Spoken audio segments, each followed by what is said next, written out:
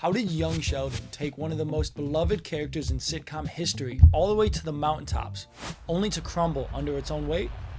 After the sudden end to the smash hit that was The Big Bang Theory, CBS looked to continue that success with spinning off its fan-favorite character Sheldon Cooper. Initially, the response to this announcement did not go over well with the internet, with this being a hallmark example of studios not wanting to try anything new. Despite that backlash, the creative team soldiered on. The show would be a single-camera prequel series, showing us Sheldon's upbringing as a child prodigy living in a Midwestern middle-class family. The visual style of this show was significantly changed from its predecessor, gone with the laugh tracks and locked-off sets. They even brought acclaimed director Jon Favreau in to direct the pilot episode, which turned out to be an amazing idea, as this episode received 17 million views on its release. Despite the drastic shift in tone and visual style, people wanted to see more of Sheldon. The first episode paved the way for the show's remarkable success in the first few seasons. Season 1 showed that the pilot episode was no fluke. The show averaged over 16 million viewers per episode throughout the season, a truly impressive number for network television. The show's style of writing was also incredibly different from its predecessor. It was a lot more earnest and charming look at these characters.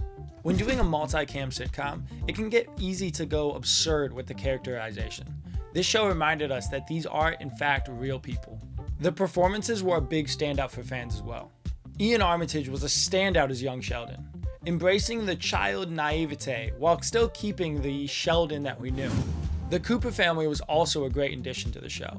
As every member of the family was so different, it gave the show more avenues to explore with this storytelling.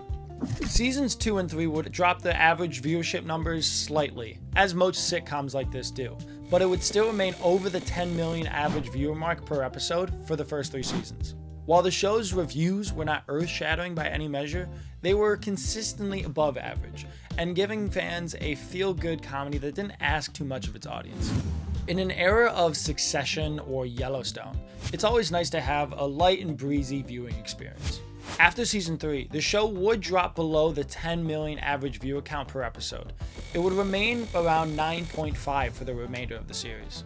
The season 4 premiere had the lowest ratings of any season opener in the series, and that includes what happens in the future. It was clear that the novelty of the series was beginning to wear thin with audiences. This could be attributed to a number of factors, one of which the character of Sheldon is a lot. His constant spewing of facts and data can only go so far. In The Big Bang Theory, Sheldon was not the main character, merely part of an ensemble. This meant that whenever the show was feeling like it was getting too much Sheldon, it could pull back to the other characters and give us a little bit of a break. Young Sheldon tries to do this, but at the end of the day, you can only pull away from the title character for so long. Audiences were becoming annoyed with the character of Sheldon. While initially charming, as the character got older, his personality quirks went from charming to irritating. And that is just the start of it.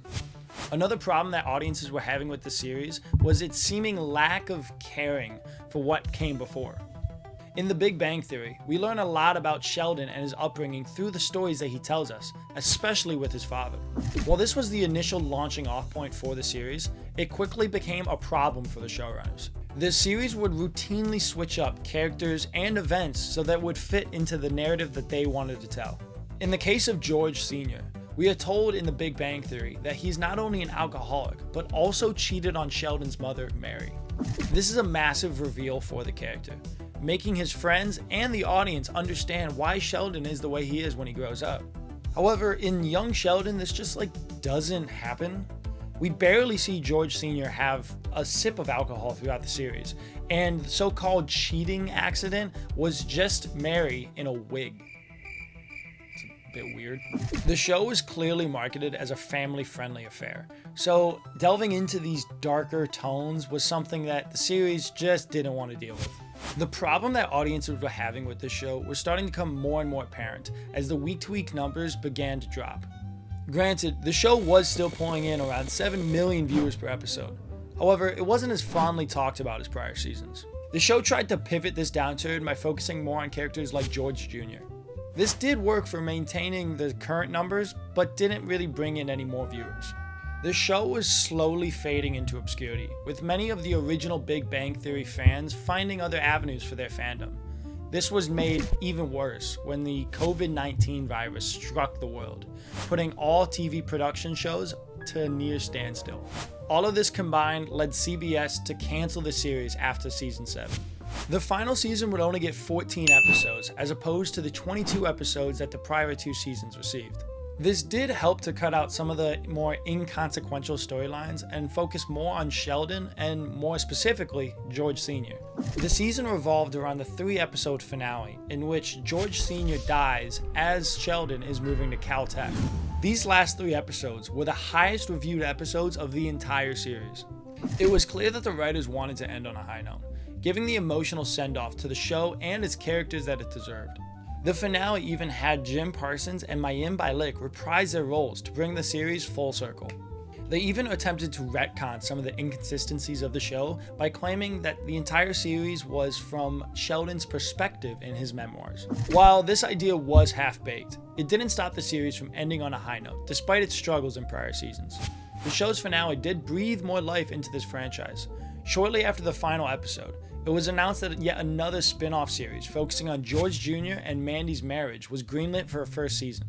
This would bring the show back to its multicam origins and its lower stakes storytelling. The show has received fairly positive critical ratings, with young Sheldon actor Montana Jordan returning to the series. Young Sheldon was a concept that many people laughed at when it was first announced. Despite all the memes and all the backlash, the show consistently brought millions of viewers with a brand new format and writing style. Unfortunately, the show fell victim to the classic case of overstaying its welcome. What are your thoughts on the Young Sheldon series? Is there a certain point where you think the show took a turn for the worse? Let us know in the comments down below. And as always, thank you for watching ScreenRant. Be sure to come back next week for more insights on your favorite movies and TV shows.